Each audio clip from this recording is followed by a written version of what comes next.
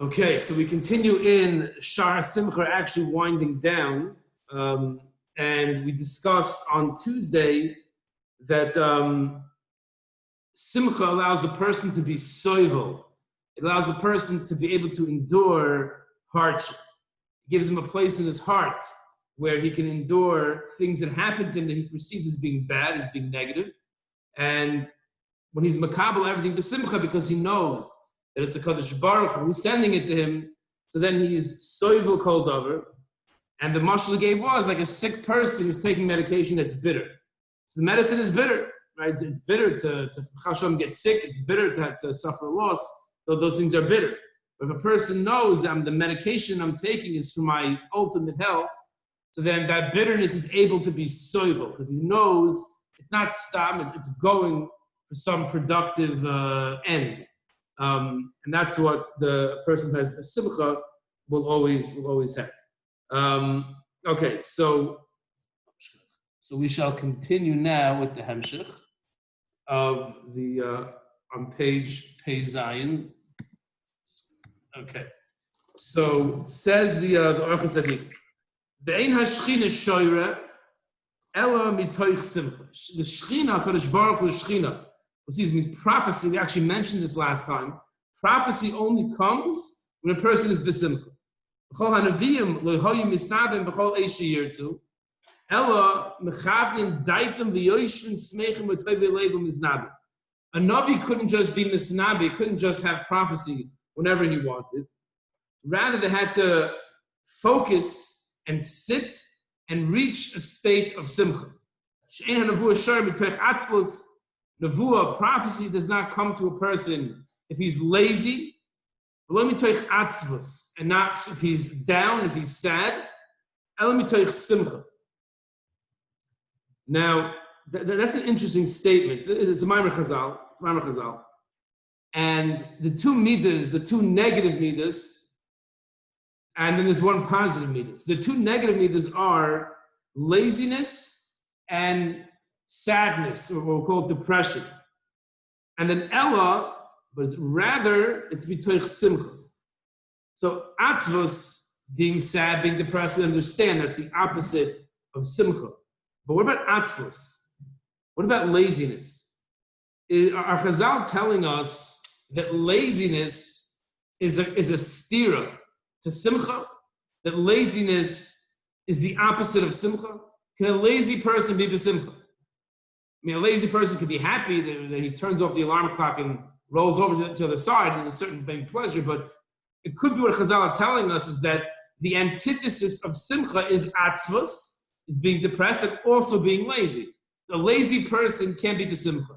Only an active person who's going out there and he's doing things, he can be going out there in his house and doing things. You don't have to be going in the public's eye, but accomplishing, simcha comes when one accomplishes.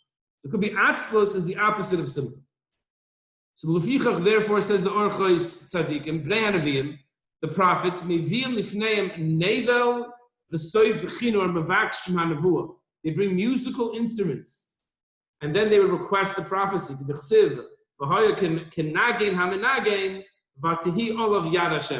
That when the musician played his instrument, then the nevuah came. So music puts a person into a simchadik mood. We had before, if you remember, in the beginning of the Shaar, we had that alcohol, when used properly, also puts a person in a festive mood.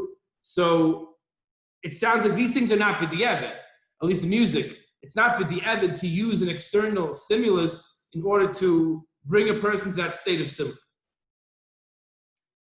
Then he goes on to a very esoteric paragraph where he talks about the splendor of the soul, the tiferes of the neshama. So we're going to skip this paragraph. How can I skip it? Well, Rabbi Victor Miller, not to compare myself to Rabbi Victor Miller, but we went through the Mechavis Levavis. There were certain parts that he skipped that it didn't fit into what he was trying to cover in his shiur. And I think this paragraph will also be the same. So I'll get my heter from Rabbi Victor Miller Zatzal to skip a paragraph that I feel is not, it's not consistent with what we're trying to do in the shiur. It's just too high of a level, for me at least. So he continues in the next paragraph. There's another benefit to simcha. There were two individuals that Chazal say, these two people are going to the world to come. They clearly have a big portion in the world to come. Why? Because they're happy people. If they saw someone who was sad, they'd make him happy. Listen to this, right? As far, mediation, right? So when they saw two people fighting, they wanted to mediate. They would tell jokes until those two people made shalom between them. Gemara and Tainus and Dafchav Beis and Aleph.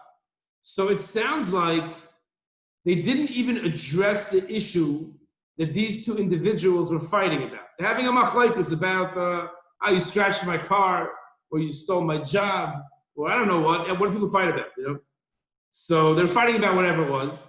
And if you just tell jokes, so that's going to loosen them up. It's going to bring them to some sort of simcha. And it's interesting because this is more of that lightheaded simcha. Right? It's more of that lightheaded simcha. And then they're able to make up. They're able to realize that, probably 9 out of 10 or 99 out of 100 or 999 out of 1,000 fights are not really worth it. That if a person was content, if a person was besimcha, he'd realize that even if he's right, it's not worth the fight. Many times I've had discussions with people over, it could be you're right, but it's not worth the fight.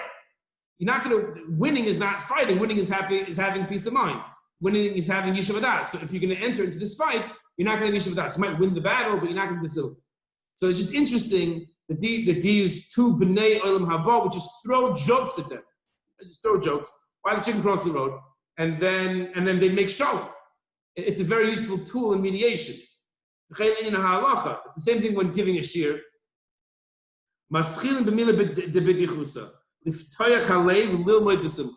So you should always start with a milei de b'tichusa, with a joke, because that opens up the heart to learn b'simcha. I was just in Eretz Yisrael in February, before the whole corona, or just as about to hit, this was before.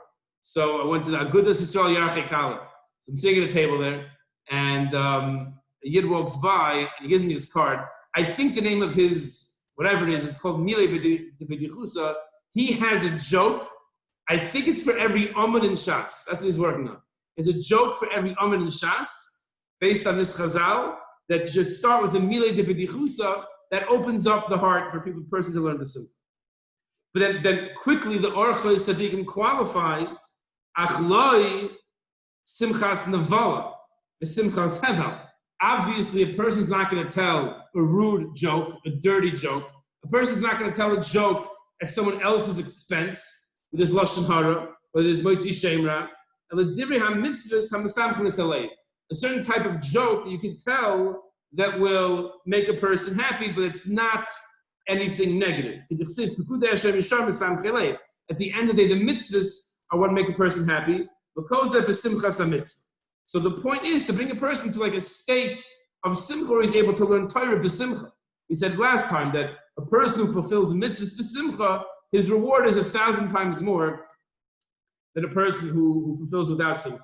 I know one speaker out there that goes around speaking, and Lamaisa, if he wouldn't be a rabbi, if his title wouldn't be rabbi, he could be a professional comedian. You might know what I'm talking about. I'm not going to mention names, but his wit, he once came out to Melbourne, to the Koilei, at whole Shabbos, and mishman on the floor the whole time.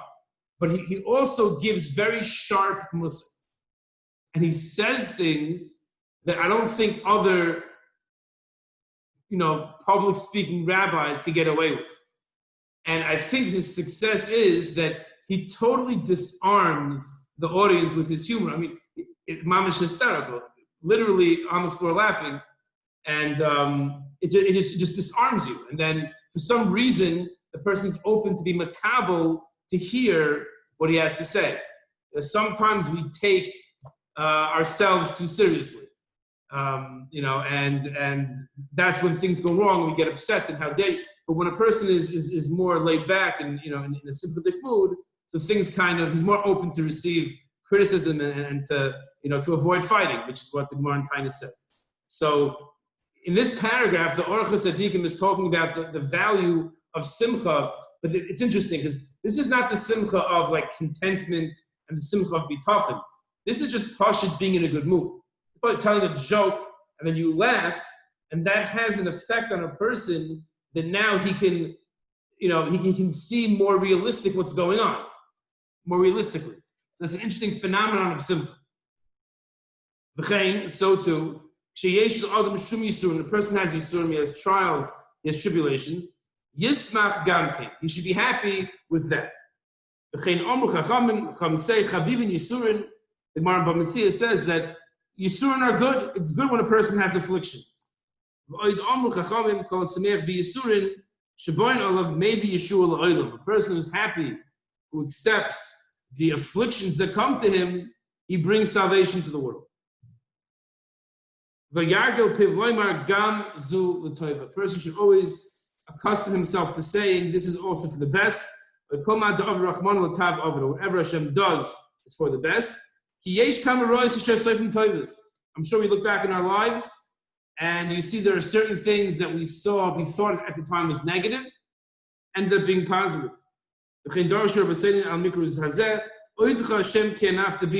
sing to you, I'm going to praise to you, Hashem, because you were angry at me. Hashem, you were angry at me, and therefore I'm going to praise you. I'm going to thank you. Please take away your wrath and comfort me. Mashal, he gives a mashal to two people that are going on a spin, on a boat. I think the same mashal appears in the Chayvus Levav Shaar B'Tachin, if I'm not mistaken. 99% sure. One of them, one of them got injured. He broke his leg before he was going to board the boat. He couldn't go. And his friend went. The one who broke his leg, who got the koitz, he got cut. He was cursing the day that he missed this big boat ride because it was a fancy cruise. He missed the Titanic, right? Or he missed the way to the fair to make some money. Then he hears the plane crash, the boat sank, and there were no survivors. Then he began to praise Hashem. Then he saw that it was, that koitz, that thorn that got stuck in his foot was for his best. It saved his life. Therefore, a person should be happy with afflictions. Whatever happens, even if it's damage, you should be happy with it. You don't know what's going to come from this that's good, and that's what Nachum Ish Gamzu said. There's another Gemara in Enter Brachos that talks a famous meister, Rabbi Akiva. He had his chicken, he had his donkey, I think it was, he had his candle. He went to the town, and he asked for lodging. No one gave him lodging, so he went outside the town. And then the wind came, blew out his candle. He says his chicken is his donkey. A fox came, ate his chicken.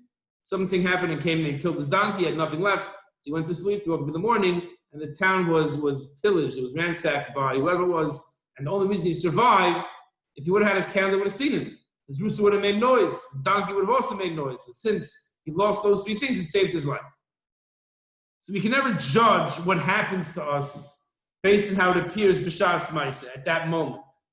That being said, Rabbi Avigdor Miller actually says that you're running late for a flight. You left with plenty of time. There's a big accident on the highway. You're sitting in traffic for an hour and a half. You get to the airport. You have 45 minutes. There's a long line of security, but you get pushed through. Finally, there you go. They close the gates. The plane takes off. So what does the Yid want? The Yid wants the plane should crash. It says, because then Baruch Hashem, he sees that it was the best thing to happen to me, like it says over here, that he missed the flight. So Miller says, why do 250 people have to die for you to see Yad Hashem? Because even if the plane doesn't crash in a sharp manner, Rabbi Miller, even if the plane doesn't crash, if I miss the flight, so then that was Bashet. People don't have to die for me to see that. So maybe the flight's going to get, and the next flight I go on is going to get delayed even more, and who knows what's going to happen. The point is that as long as I did my hishtadlus, as long as I put in the proper effort, so whatever happens, it's biyad Hashem, it's up to Hashem. So Gam Zula Toiva, I might not see, maybe there was some infection on the plane and my immune system was down and a punk would have gotten me. Everyone else was fine, but that would have gotten me. If the guy sitting next to me, punk, and there was an empty seat, and I said, no, another person's life. Who knows? We'll never know until after 120. But the point is that I do my ishtadlus, and then HaKadosh Baruch Hu takes care of the rest. Whatever happens, happens. And there's no need to be disappointed when these things happen. Another big mitzvah is Simchas Chas V'Kala. It's to misameach a groom and a bride and a groom. Shneimar, as it says, the pasuk in Yirmiyah, a famous pasuk, Kol Sasin v'Kol Simcha, the voice of Sasin, the voice of Simcha, Kol Chasin v'Kol Kala. So too is the voice of the Chasin and the Kala. U'ma'od yizor shlo l'samchim b'nibel pen. One has to be careful when one is being misameach, the Chasin and Kala, not to use any bad language, obviously, and saying it's inappropriate. That not sneers type of simcha is going to lead to Hashem's wrath, being directed towards these people. And obviously, the genders must stay separate. Have a simcha dikmatziv co-ed, says the Orchos Tzadikim, is kalus rosh. That's lightheadedness. Even, the Gemara in Sukkah says, even during the hesped, even at a levaya, the men should be separate and the women should be separate. Kol shekain b'shas simcha, or the more so b'shas simcha. That's the Gemara darshins over there in Sukkah. The darshin, we darshin also, hatztei alechasim elokecha, a person should follow Hashem b'tznius. Zuhay tzar sameis, v'achnosis kal l'chapa. That's referring to the tzar sameis, should done b'tznius, as well as bringing the chasen and kala into the chuppah. We'll do one more paragraph. Gam tzarich v'smoich b'shabbos v'yom tovim u'purim. Says the Orchos Tzadikim, one has to be b'simcha on Shabbos, on Yom Tov, and on Purim. Ki chulam l'zecher yitzias Mitzrayim, u'lezecher nisim shehifli im b'chira. This is a zecher to Yitzias Mitzrayim. It reminds of the Exodus from Egypt, as well as the miracles that Hashem has done with His chosen nation. We should be happy in our hearts that we remember the chesed of Hashem, and the greatness of His good that He bestows upon those who fulfill His will. And therefore we have delicious foods, and we get dressed nicely, we drink wine, all to put ourselves in the state of simcha, so we can thank Hashem for taking us out of Mitzrayim. Then that simcha should not turn into a simcha on hevel, on nothingness. Simcha should be directed towards HaKadosh Baruch Hu, and you should enjoy being besimcha with Hashem. The simcha should be directed towards Hashem. So, someone was telling me this week, it's an interesting point, it's relevant to this, that the simcha that we have, the chesed that Hashem did when He took us out of Mitzrayim, it wasn't just that He emancipated us from Mitzrayim. It's that it wasn't the Mitzrayim that did it. The wonderful chesed was that Hashem did it Himself. Because if your master frees you, at the end of the day, you owe your freedom to your master. So in a sense, one retains the slave mentality. One still has this complex, I should be a slave only because you said I'm not, am I not? So in a sense, I still feel kind of like a slave. When HaKadosh Baruch Hu came with the 10 makas, and He blew the door open, and Hashem, biyad chazaka, uvizroin atu took us out of Mitzrayim, that totally crushed the slave mentality. It wasn't paroi, it wasn't our master that freed us, it was Hashem that freed us. And therefore you see Yidden, wherever they go, however downtrodden they are, they always rise to the top. Because we don't have that slave mentality. That is the chesed of Mitzrayim, and that's the simcha of Shabbos and Yom Tov. We'll hold here and pick up. Hashem, next week we'll finish the Shaar Hasimcha of the Ezras Hashem. Thank you, Rabbi. Thank you. Have a good night. You too.